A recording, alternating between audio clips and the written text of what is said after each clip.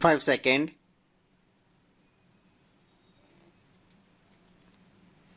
Start.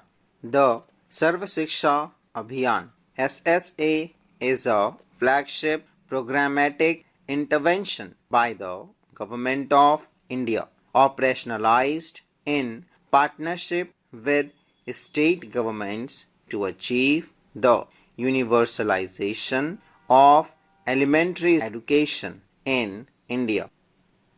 Its jurisprudential foundation is anchored in the directive principles of state policy under Article 45 of the Constitution of India and subsequently the fundamental right guaranteed under Article 21A, which mandates the state to provide free and compulsory education to all children in the age group of 6 to 14 years.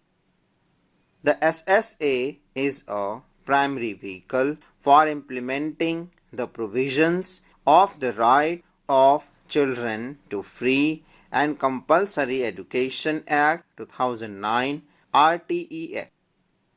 In the state of Jharkhand, the overarching responsibility for implementing the SSA is with the Jharkhand Education Project Council and Autonomous State Implementation Society.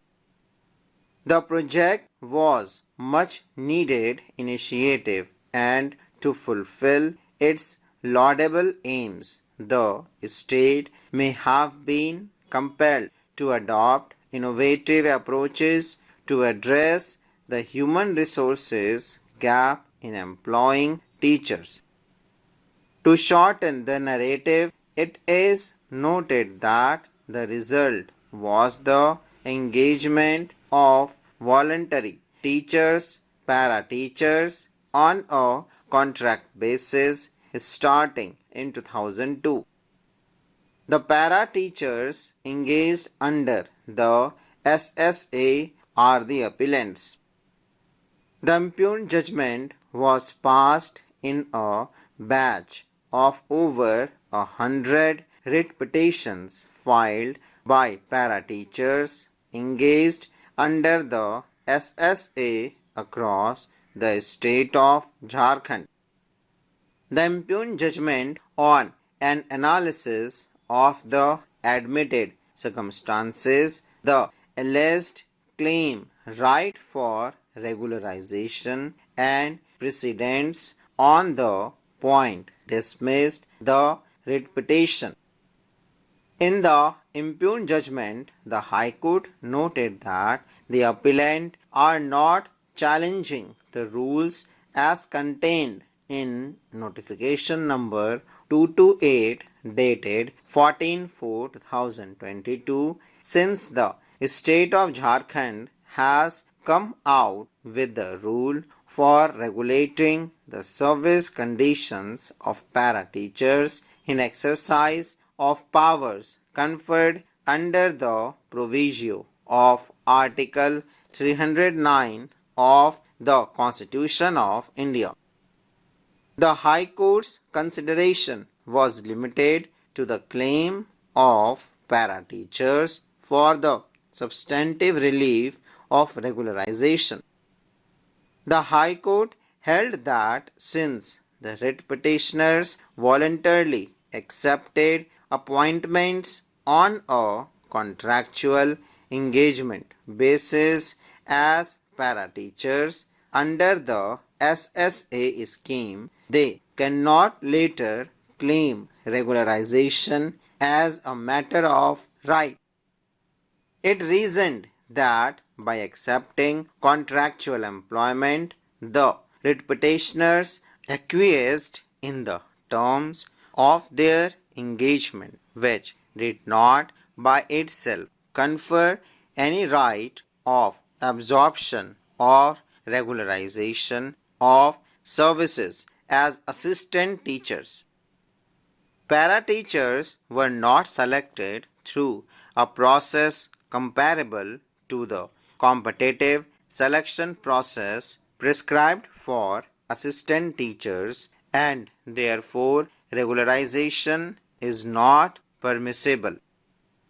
It is stated that village education, local school management committees have appointed the para teachers, not the district authorities.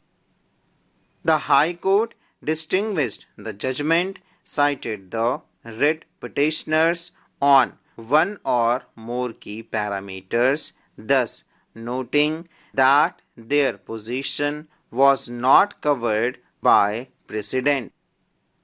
The High Court did not fix a minimum pay for para-teachers at the level on par with that of assistant teachers, citing the state of Jharkhand's financial capacity and deference to policy matters. The High Court rejected the regularization on the ground that the writ petitioner voluntarily accepted contractual appointments. The appellants submit that the High Court's view is incorrect, primarily because the para-teachers had no choice except to be para-teachers on a contractual basis. This court's decisions on regularization concerned contractual employees who, at the time of recruitment, had no option but to accept the contractual engagement. The appellants countered by demonstrating that identical advertisements were issued in all 24 districts of the state of Jharkhand for para-teacher posts of procedure identical to that followed for assistant teacher appointments at district level. The appellant, on the High Court's observation that due process was not followed, argue that firstly, no interviews were conducted for either para-teachers or assistant teachers. Secondly, both classes were recruited through merit lists with the highest qualifications marks preferred. Thirdly, the minimum qualifications were identical for para-teachers and assistant teachers. Fourthly, the merit formula was exactly the same for both categories. And lastly, the appointment process is without a selection examination. The High Court wrongly held that the appellants were not appointed against sanctioned posts. Further, the High Court wrongly declined to set a minimum pay, allegedly citing concern about financial capacity. The appellant submit that this disparity is constitutionally unacceptable and utterly arbitrary. To resolve the issue, the appellant submit that there is a practical and immediate solution. Respondents argue that the appellant's initial engagement under the SSA was purely contractual and did not confer any right to automatic regularization of service as assistant teachers or pay parity with government teachers. The 2012 rules, as amended in 2014, provide for a dedicated 50% mark vacancies for eligible and experienced para-teachers seeking permanent employment.